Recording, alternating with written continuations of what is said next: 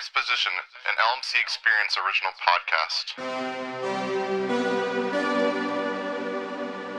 Hey, welcome to the LMC Experience podcast Exposition. I'm your host, Micah, King Gizzard and the Lizard Wizard's best album is Nonagon Infinity Sims, and I'm here with my guest and co-host, T. Hello. Today is a very sad day. It's T's last episode, and as of today, it's just me and T. So, yep. One-on-one conversation. My last day on campus. After this, I will be gone. I will be. Where are you going to go to? Things. I will be going to SF State, San Francisco, for creative writing. Congratulations. Why don't you go to an actually good school like Berkeley? Ha ha ha ha. Well, because Berkeley has this weird requirement where you have to take a language to go, and I didn't take a language, so there's that. That's kind of lame, not gonna lie.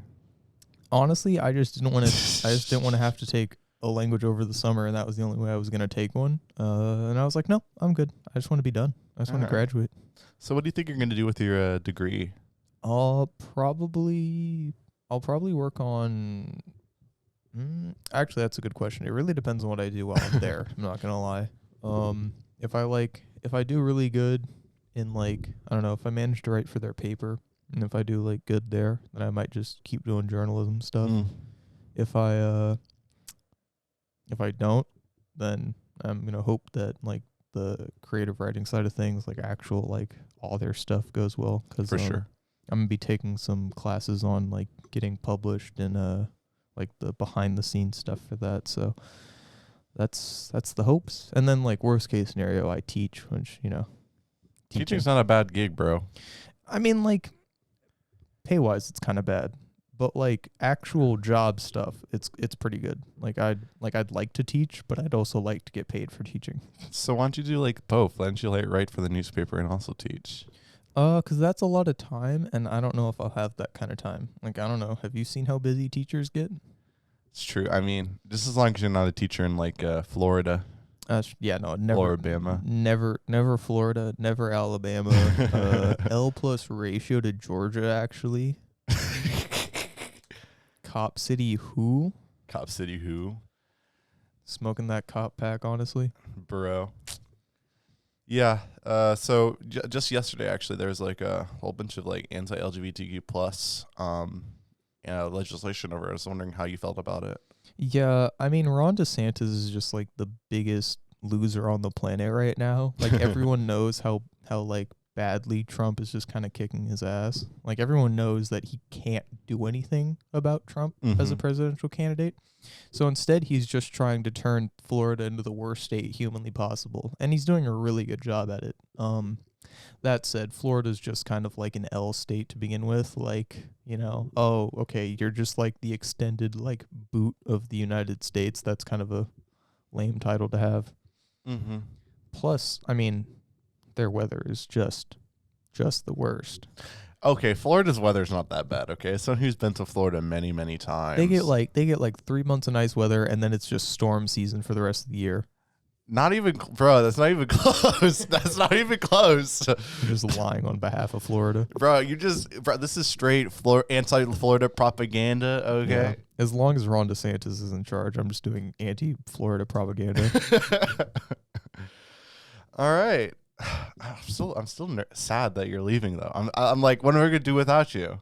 I mean, probably have more interesting conversations that are less depressing. Probably, if I had to guess. Depressing. I mean, I don't know. I get on politics for less than 10 seconds, and I'm like, did you guys know that Bush invaded Iraq for oil fields? And then it just kind of goes downhill from there. I mean, they're like this actually in person too. If you ever talk to them, you ever have a little conversation, you just go, hey, actually, that last night when I was watching CNN, I saw something that they're 9/11 was an inside job. Yeah, pretty much. Yeah, no code switching for me. I just full mask off 24/7.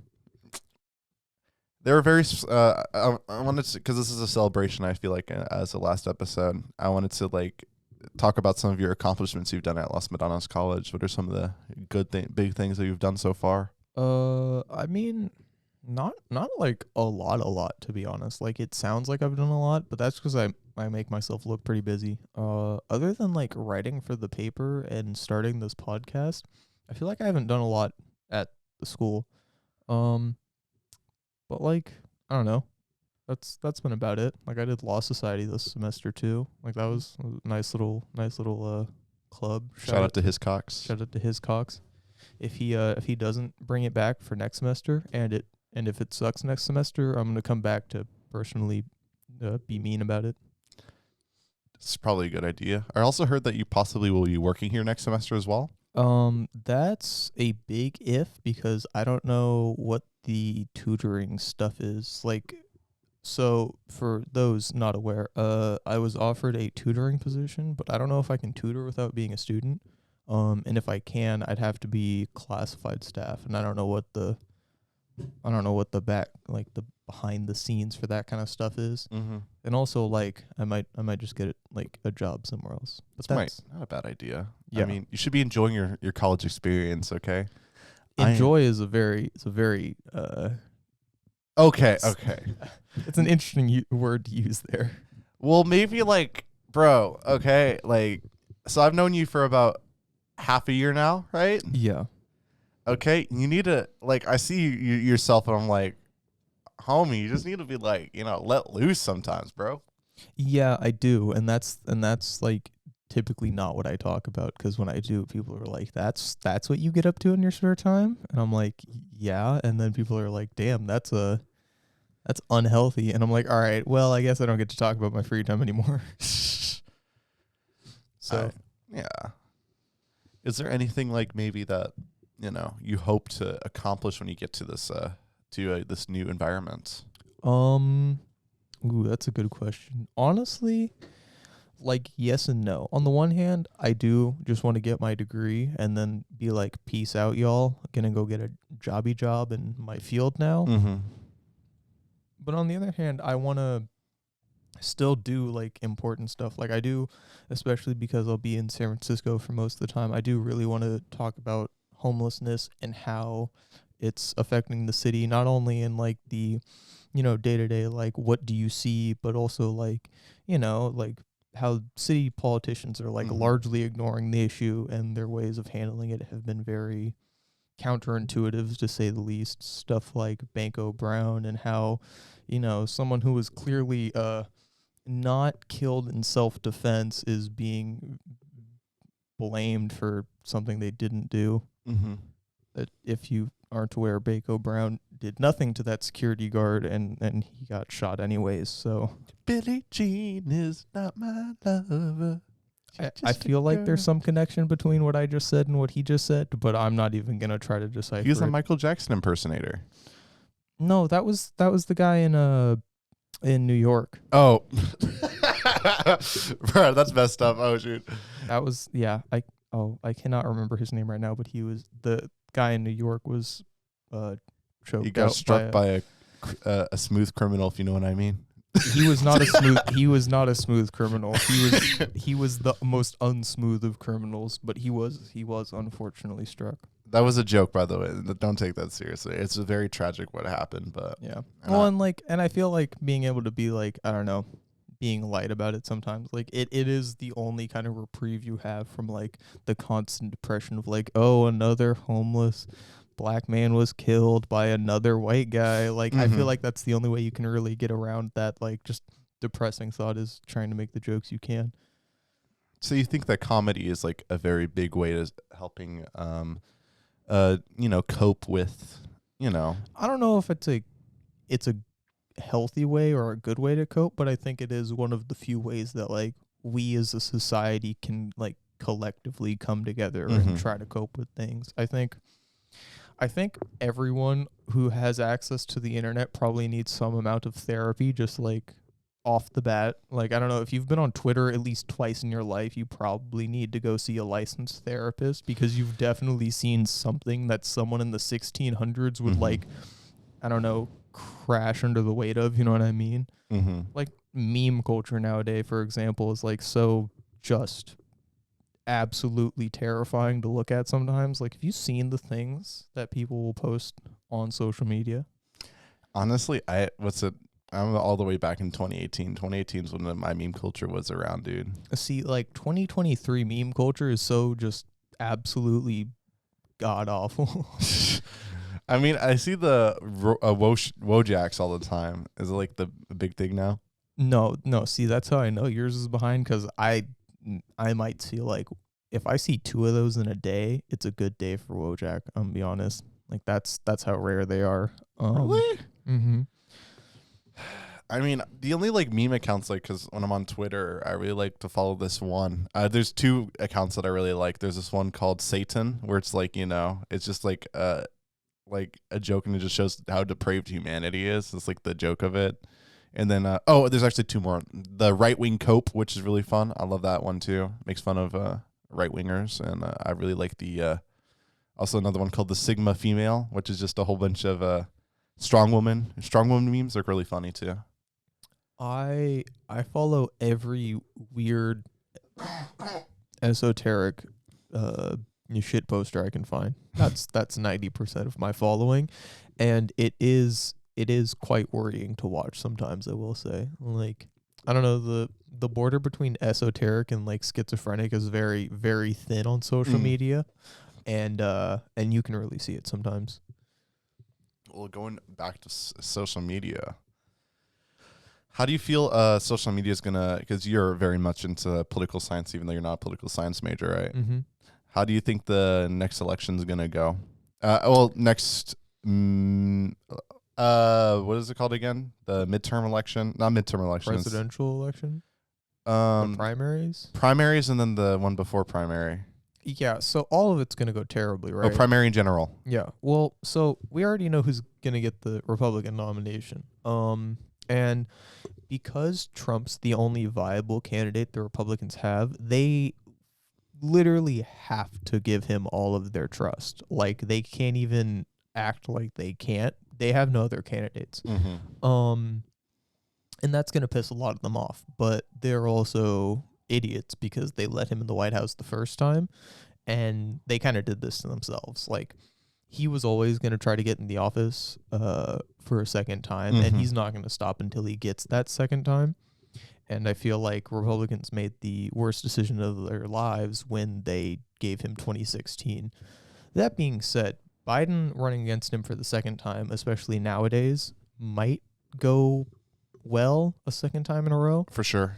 Like, there's definitely a chance that because of how, I guess, bad his public image is right now, that like independents might like him a lot more. Mm-hmm. But that's saying that he's not winning independent votes. And statistically speaking, we know people who vote for Trump are off the radar. So whoever, like, whatever polling information we get now or in the next couple months, it's going to be highly skewed towards Biden. And that's not going to be representative of people who show up to vote for ballots. Why is that? That's because all of his voters are insane. They all think that polls are like, I don't know, tracking you. They're going to like come to your house and raid your family. You know what I mean? Like, they believe the stuff that like Tucker Carlson was spewing for the past few years. So like, when that's all Rest in peace. Yeah, smoking that Tucker Carlson pack. Bro, I kind of coping now because he's on Twitter.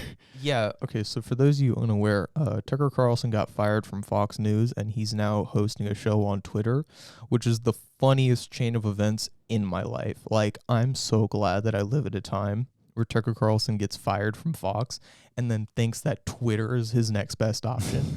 Like, he skipped every other possible option here. Like, he was like, independent? No. Work for another fucking media company? No. I'm going to jump straight to Twitter. And it's like, why? Like, who said that to him? Like, no, genuinely, who do you think said that to him? I don't know, because I was thinking that possibly that he would probably go to, like, because again, in this age, we have a lot of, like, it's about relevance all the time, right? You have to be on top of everything every single time, right? I'm thinking that he would have probably actually got picked up by like the Daily Wire or some like conservative network that's like funded by like, you know, people that trying to spew their rhetoric around. That's what well, I think the reason he didn't go to I I think the reason he didn't go to the Daily Wire is because the Daily Wire is why he left Fox to begin with. For those of you unaware, he didn't just get fired because he thought Trump was a bad candidate. Like, that's obviously not good for their public opinion and stuff.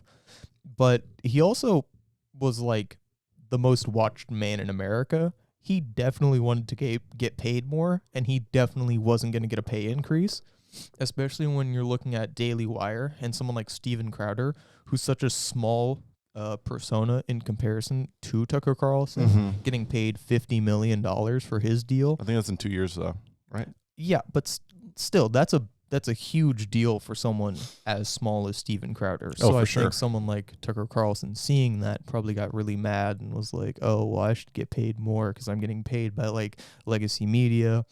And then they were like, "Oh, well, your public opinion is no longer the opinion that our viewers have. Plus, you want to get paid more, and we don't want to do that. So, bye." That's my synopsis of the scenario. I could totally be wrong, though. It's all speculation because no one on either side has really released any formal information. Well, anyways, back onto the general and primary elections. Yeah. Short answer is Trump's going to win the Republican nomination. Biden's obviously going to stay in the Democratic nomination. Unless something insane happens. I will say, I'm not opposed to someone else other than Biden running. Like, Biden hasn't done enough in his term for people to really like him because the three things he had to do, he hasn't done. There were like a handful of things, right? He needed to get rid of college debt. He didn't do that. Yeah. He needed to at some level legalize abortion. Hasn't done that. And he hasn't done anything about the economy. And those are the three things people are caring about going into this next election. And he's done literally none of them. Now, that's not to say Trump's going to do any of those things. Trump, in that CNN town hall, literally said that he wasn't going to codify Roe v. Wade or any sort of abortion protection law. So, like, we already know that he's not going to be winning those votes either. But that means both candidates are going to miss out on half the population's votes. And that's just a weird stance for both of them to take. Like, either one of them would just be winning free points if they were just like, I will legalize abortion nationally. Like, they would just win. For sure. But they're not doing that for some reason. So do you think that Trump has a chance of winning this this general? It really comes down to just where his like lurking in the shadow voters are. Like, if he manages to get like enough of like, you know, the QAnon weirdos to vote again, then he's definitely got a chance. But it really comes down to, are his core fans going to actually vote, or do they think the system is too rigged? And can he win independents? Because independents are really what got him 2016, because they didn't like Biden because he was Obama's second in command, and no independent wanted a repeat of Obama. Like, literally none of them. So it was really just like, I don't know, who do you hate less in this scenario? It happened to be Joe Biden. Whoop-de-woo. And it really just depends on if he can generate that same kind of I hate you less energy again. But again, the economy's not good, so he's got a big hurdle there, because Trump's biggest flex is that he got the economy good before COVID.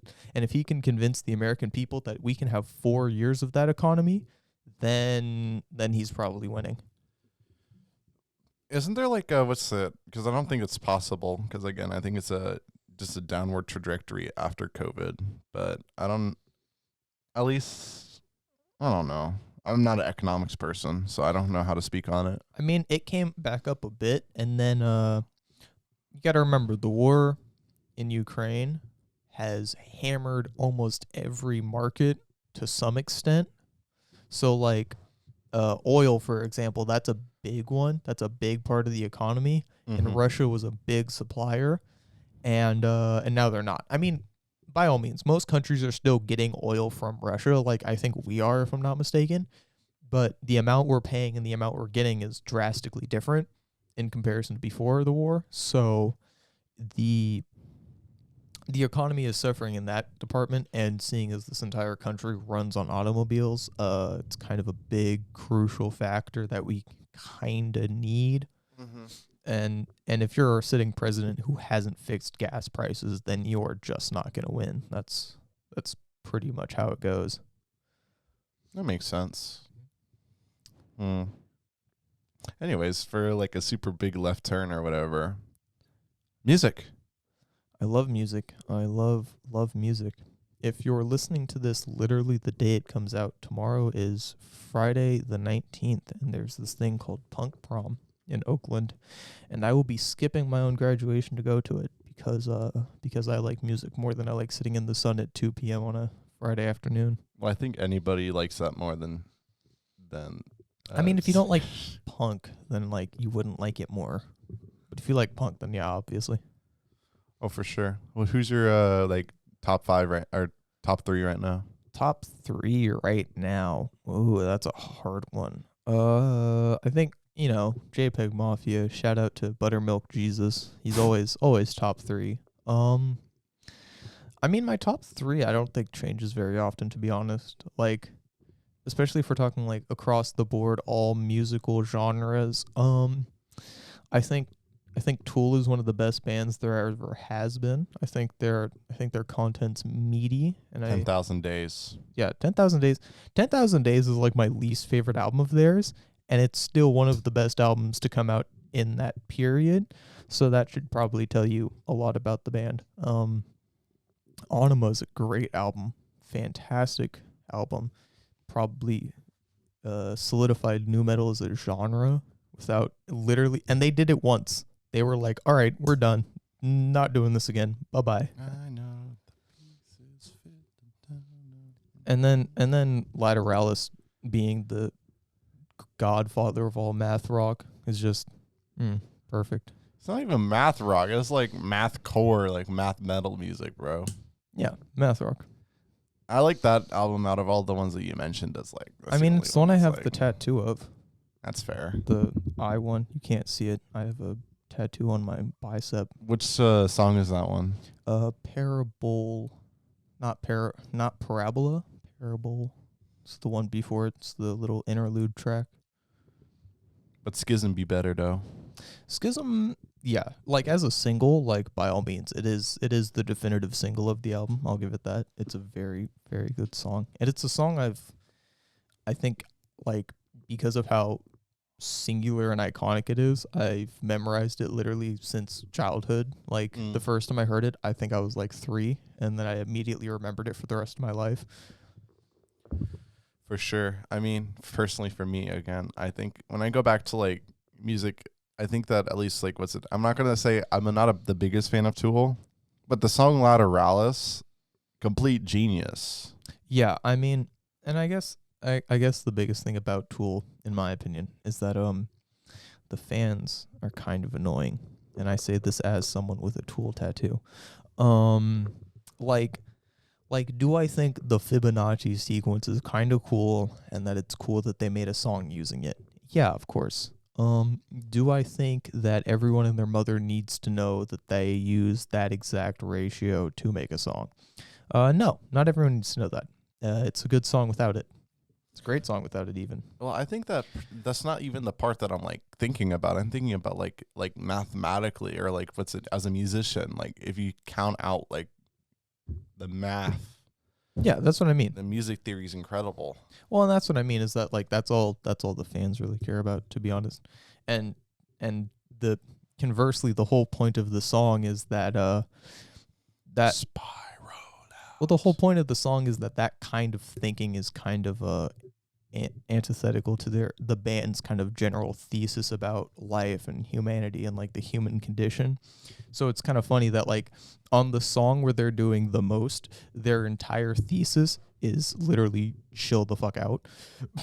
That's nice. And I don't know, that's something I've always found really... Don't use that word though. Oh no, I'm cursing on the final episode. Bruh. What will I do? The answer is I will not be invited back for the second Yeah, you will season. not be invited back for that. You're shadow banned. You know the blacklist from the 2000s when the 1960s when they banned all the communists in Hollywood. That's gonna be you. That's literally already me. That's like I walk into a room, I talk about how like Bush did 9/11, and people are like, "All right, hear me out, get out." And then I'm like, "All right, fair enough." Bush didn't do 9/11, by the way. That was Ronald Reagan. Okay. Just Anyways. to clarify. You said JPEG Mafia as well, and then you also said who else was it? JPEG Mafia, Tool, and then the third is kind of always like a floater. Like it's kind of whoever fits the vibe at the time. The vibe right now has been, God, who has it been? I mean, I've been listening to a lot of music lately, but I don't know what the vibe there is. And the vibe kind of changes, you know.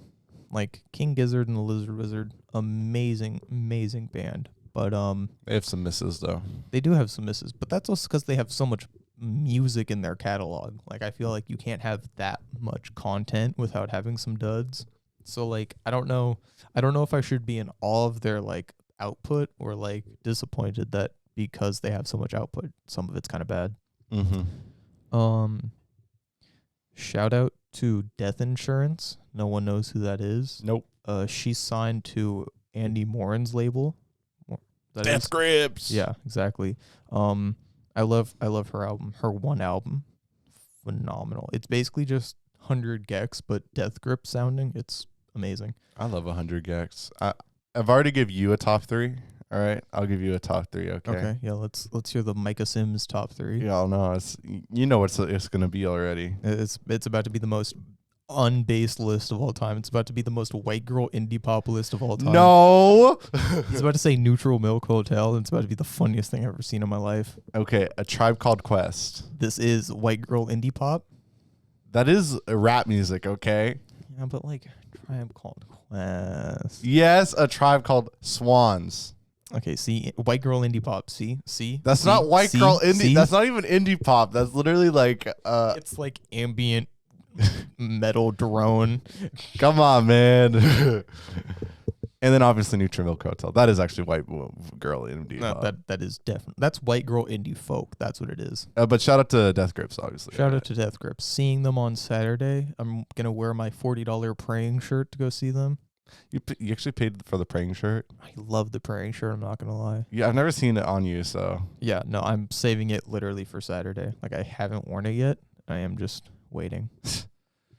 Yeah, Death Grips, incredible. Actually, if you ask me, like, if I were to say my favorite artist of all time, like last year, it'd probably been Death Grips. I'd easily. Yeah, like if you put a gun to my head and told me pick 3 people, it would probably be JPEG Mafia, Tool, and Death Grips. Like those are probably like, especially because I feel You like put the two of the same artist on there. yeah. Oh no, MC Ride. Oh no. It's the same person as JPEG Mafia. Yeah, it's actually the same guy. He just does a little tomfoolery and he looks a little different at each concert. Yeah, straight up. He's got like a bodysuit and he just has different tattoos on each Yeah. bodysuit.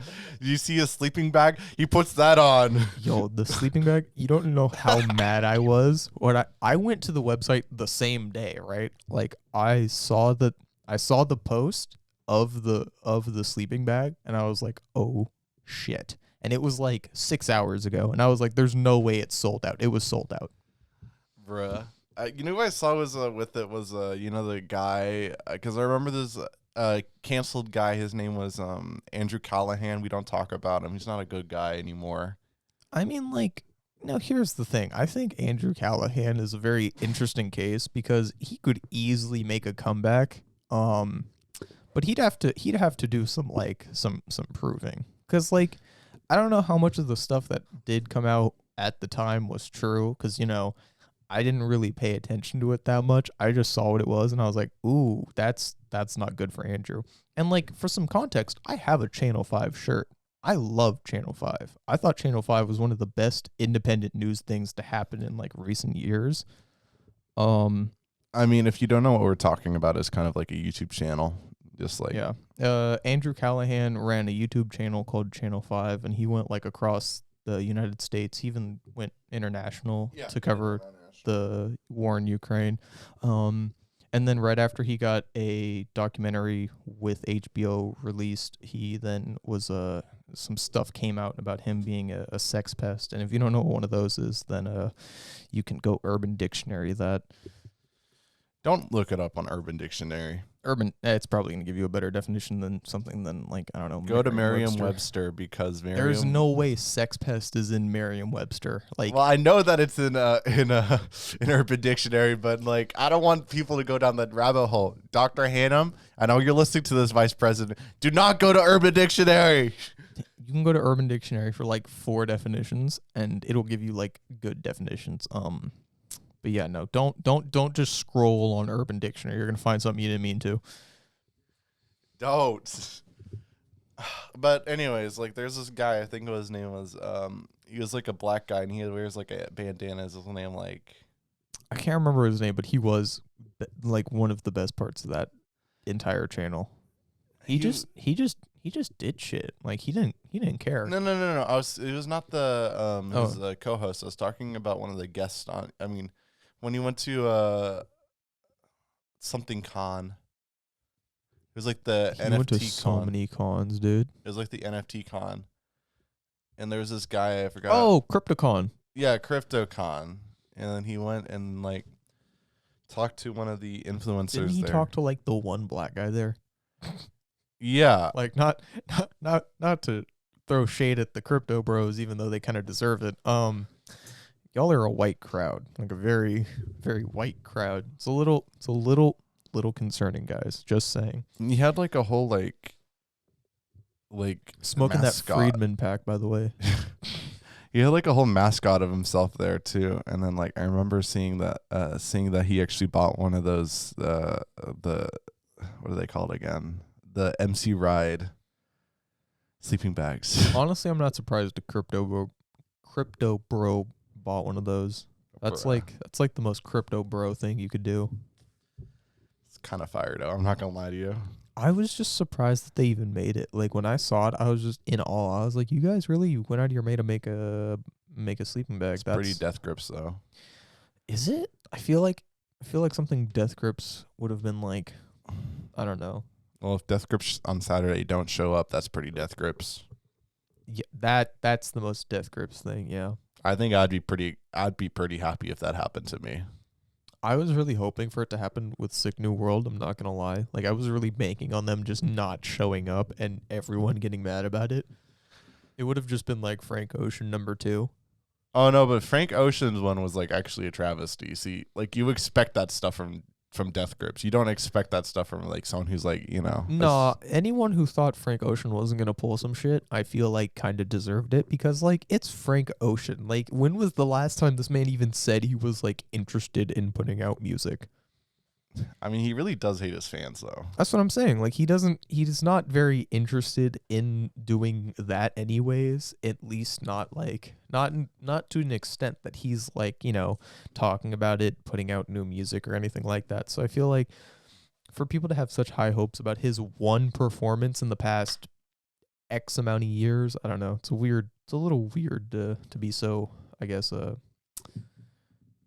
have so many expectations about it. Because Frank, again, he's one of the biggest artists in the world right now. Which is insane, because when did his last album come out? 2016. Yeah, like, I don't know. I think he just wants people to stop, just like hop off his meat. Just like leave him alone, give him some space, give him a couple years. He'll probably make an album. But it's hopefully because, not. I don't like his music, but it's because no one ever just chilled out and everyone was like, you need to release a new album, Frank. It's because everyone did that he was like, all right, never mind, I'm not doing this. Frank Ocean kind of a bad musician though. I'm sorry, he's not good. I will say I like his music, but I do think that for what he does, his music is too like spaced out for me to give him the same, like, I don't know, praise that everyone else does. Like, his music would put me to sleep. Like, yeah. if I put on Blonde while I was in bed, I'd be knocked out by like the third track. And that's not to say it's bad. That's just to say he's kind of a sleepy dude. And I don't give that much praise to sleepy music people. You know what I mean? I can name some sleepy music people. Give me a sleepy music. Ariana Grande. Ariana Grande does not make that good of music in comparison to like all of the other music being made in the 21st century. She does not rank very high on my list. Pop music recently, I don't know. It's been pretty bad. Pop music since the year 2000 has been pretty bad. I think because like if you look at like 2020 when you had like the weekends, like, you know. I mean, even then, The Weeknd isn't really like a pop guy. That's the thing, is like he's never wanted to be in that lane, and even the amount that he has gotten into it has been very limited and very like, I guess, specific. Like, you know what songs he's trying to make for radio play, and then you know which ones he's not. And I like that about The Weeknd, whereas someone like Ariana Grande, she kind of just makes radio music to begin with, so I don't really take her too seriously in comparison to someone like Frank Ocean, who is trying to be an artiste. He is not an artist. Except he's not good at it. Yeah, he's like he made good albums and then just disappeared off the face of the earth, and then people got mad about it. So he's trying to be Kanye, except without the anti-Semitism. Kanye is the funniest person to exist on the planet, period. If you think that his comedy factor is below a 5 out of 10, then you're tripping. Like, you don't understand objective humor if you don't think he's funny. Bill Clinton doesn't care about black people. And I do mean funny in the sense of like his life and his trajectory as a popular figure is insane, not like funny as in he makes good jokes. Obviously, he's not actually funny. But the whole I am a god speech that he did, that was fire. That was like the most fire thing he's ever done in his career, and I will stand by that. Okay. Kanye, again. George Bush doesn't care about black people. That's good. That's like iconic. That's up there on the list by all means. But I don't know. When he was like, what do you think I am? A god. That was just funny, like objectively speaking, in my opinion.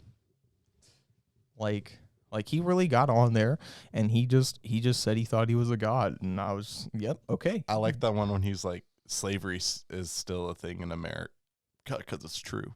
It was the fact that he said that immediately after saying that it was a choice. Like, he made those two thoughts happen at the same time, and I do not know what had to go on in there for those two sentences to come out in the span of the same conversation. Straight up.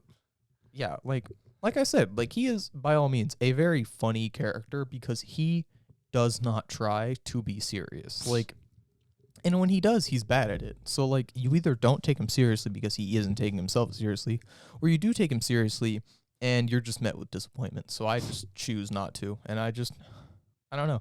I just hope that he didn't radicalize, like, too many children. He probably did, because he got that, what's his name? What's that piece of shit neo-Nazi's name? Was it Nick Fuentes? Shout out to Nick Fuentes. No, we do not shout out him. Can you let me finish? Fine. Shout out to Nick Fuentes for being the worst person on the planet. Better. I was like, just shout out to Nick Fuentes. I'm like, don't say that. Don't radicalize our audience. Yeah, no, he is terrible, though. Like, anyone who doesn't know about Nick Fuentes, I advise you to not look him up, because he is, like, there's nothing funny about him. He is just bad. He is just an objectively bad person. Like he thinks people of, like, different races, like, having kids is, like, a sin. Like, he said that on, like, his podcast before, which is, like, the most insane thing I've ever heard someone say, I think, ever. Bro, as a mixed person, like, screw him. Yeah, exactly, right? Like, he's so committed to the bit that he managed to get Kanye West on Alex Jones. Like, how committed to the bit do you have to be at that point? Actually, that was a pretty good interview. I'm not going to lie to you. Oh, that interview was hilarious because it was Alex Jones trying to get Kanye West not to do, like, Nazi apologia for, like, an hour straight. And Kanye was he wanted to do Nazi apologia at that point. Like, when he said, oh my God, the Hitler line, that was by far my favorite part of the interview. Alex Jones is desperately trying to get Kanye not to say he loved Hitler, right? He's like, you just like the outfits, you just like the drip. You know, they had some good costumes, and he was like, nah, dude, nah, Alex, I love, and you can just see the look on Alex Jones' face, just he goes completely pale. He is just losing it. Oh my gosh, it's content straight up. Even though Like it is. Neo-Nazism is not a joke. Yeah, like by all means, like me finding any of this funny is because I've lost all faith in humanity. Like I do think, like on some level, we're kind of a doomed species. But like, we're doomed. I think once we let neoliberalism as a concept become like the status quo internationally. For the audience, what's neoliberalism? Neoliberalism is basically just the hyper-individualistic and unceasing march of capitalism that currently exists. You can thank the likes of, I don't know, Ronald Reagan, Margaret Thatcher, George Bush. You can thank them for bringing it about. Actually, just real quick, have you seen the trickle-down economics meme where it's like, it says trickle-down economics 1975, and it shows Ronald Reagan pissing on a poor person? Yes, I have. And that's a very good representation of how it works. Because that is like verbatim how neoliberal capitalism works. And the second that became like the number one hegemonic power in the world, that's this is kind of a wrap from there. You know what I mean? Like, what else can you do? Are you going to fix it? No, for sure. But yeah, no, that's why I can let this stuff be vaguely funny. And funny in the sense that, like, it's a fun way to watch the world burn. So, do you think we should start wrapping up? I guess. I don't want to wrap it up. I want to talk forever. I don't even know what I'd want to shout out. Hey, I didn't ask you yet. Oh, okay. I don't remember asking you. Oh, okay. Ask me. All right. Is there anything you want to shout out or talk about real quick before you have any last thoughts? Shout out to Cindy for letting us start the podcast and taking us to that journalism convention. That is where we got the idea for this. I mean, we had the idea beforehand, but it was after we took that workshop on how to start a podcast that we started a podcast. So shout out to Cindy. Shout out to Hiscox for being my favorite professor. He is funny. Please take his classes. He needs more people in his classes. And if you haven't, join Law Society. It's fun. Shout out to Micah for being an amazing host. Always glad that I have someone who's as competent and as capable as Micah, as the person I started this with. Shout out to Lance for the production and for being such a cool guy in the short time I've known him. I don't know. I think that's it. I think that's it. I can't think of anyone else. Alrighty. Let me do my final shout outs. First, shout out to T, or I should say Tatihn Mellieon. Still said it wrong. Tatihn. I'm just going to say T because that's what it is. Mm-hmm. They have been the coolest non-binary person I've ever met. Not going to lie to you. Trans Lives Matter. Some of y'all are bad at representing. Y'all gonna make us look less lame. Yeah. Get off Twitter, please. I swear to God, if you all got off Twitter, we would look so much cooler. They've been like the coolest person I've met this semester. I really appreciate them, like, developing a friendship with them. They've been really cool. They showed up to my house party, which was kind of fun. I kicked your ass in chest though. Hey, that's gonna go down as like an immortalized thought in my mind. I appreciate T for being an incredible co-host. They like killed it. They're always on the soundboard. They're always doing this. Like, there's so many like on behind the things, scene things that I can't like thank them enough. Yeah, of course. For doing, and like I appreciate them as for also being a incredible writer for the newspaper. Their articles are very interesting. You should check them out on the LMC Experience website. They're always very interesting to read. I especially like the one on I think it was a LGBTQ plus community and was it violence or whatever? Yeah, it was the title of it was Trans People Aren't the Problem, the GOP Is. Yeah, I really liked that one. It was a very enjoyable article.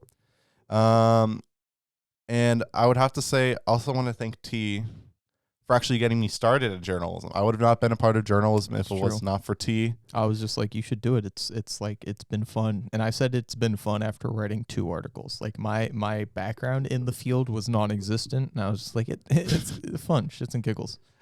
So yeah. And then I also wanted to shout out T's parents, especially T's mom. We love you, T's mom. Thanks, Mom. And there's one more thing I wanted to shout out. Oh, shout out to you listeners at home, especially you, Dr. Hannum. Thank you for listening to our podcast, apparently in your car. That's pretty awesome. Thank you, Robert, in Equity and Inclusion. Yeah, for getting also this cool equipment. Thank you, library staff, for the cool equipment as well. Give them a clap. Whoa. I mean, the sound bite we have. Oh God, I don't remember yellow. which button it is. That's orange. Oh, it's because the volume is not on. Hold on, I gotta let the clip end. All right. end. Oh, the second one's playing. I don't know what the second one is playing. That's the Woo. Okay, there we it's go. the yellow one. Look Thank you, thank you guys. You guys are so awesome. Thanks everybody. We appreciate you all, and we'll see you next time. T won't see you next time, but I will see you next time for sure. I'll be. We're gonna be doing some summer. We'll be doing some summer episodes. I think we'll do 4 over the summer. We'll see. Oh, very exciting! Very exciting. And thank you, T, for being part of this podcast and starting with me. Of course, thank you for starting with me as well. It was a nice run. It's been a nice time. I'm looking forward to coming back and seeing how it is next semester. We'll see. In the summer. Don't do drugs, kids. See you next time. Bye. Bye.